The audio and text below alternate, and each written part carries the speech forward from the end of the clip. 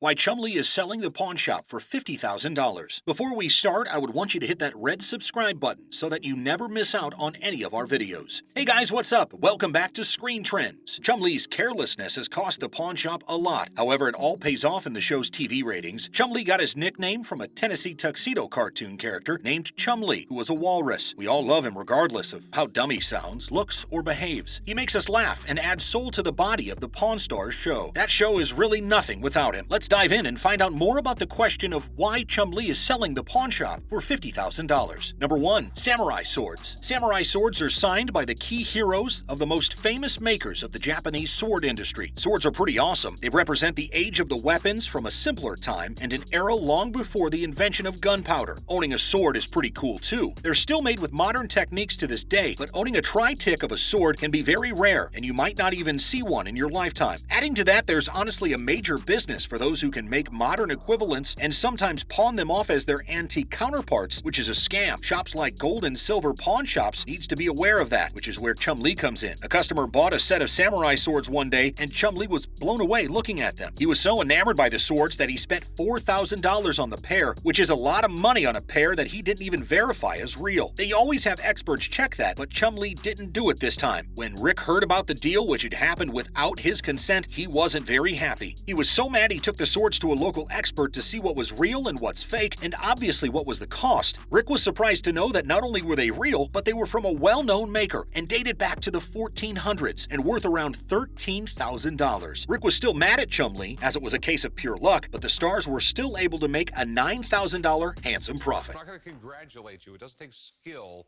to win in a slot machine.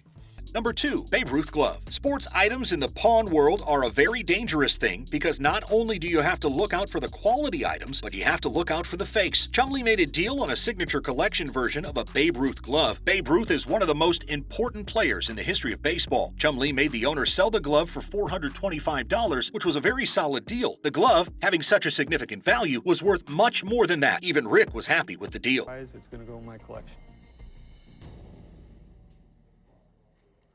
Sold. Sweet.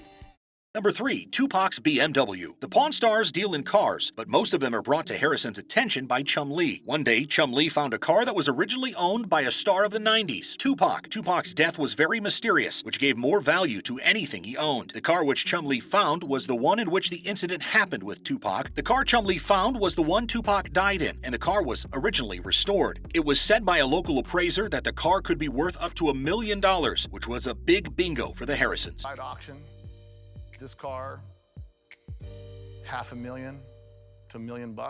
Okay. Number 4. Rick's sword. This 5th item is real special to Rick. This Japanese katana was personally owned by Rick, and he sent it to Japan to be fully restored. Rick made it clear that the sword, having a value of $35,000, was not to be sold. Despite the fact Chumlee sold the sword to the owner of the UFC, the sword was sold to him for $30,000. But the fun fact was that Chumlee made him have another purchase, which valued $30,000, increasing the profits made. He made him buy another sword, which values another $9,000. Quite a profitable day for the Harrisons. It's all on you, buddy. You know what? That's a deal I can't refuse. A massive and heavy statue of Mario was brought to the gold and silver pawn shop. After some haggling, the statue was bought by Chumlee for $550, not knowing what the actual worth of the statue was. It was revealed that the statue of Mario could go on to sell for a lot of money, which made it a lucky day for the Harrisons. $550, and that's the most I'm going to pay.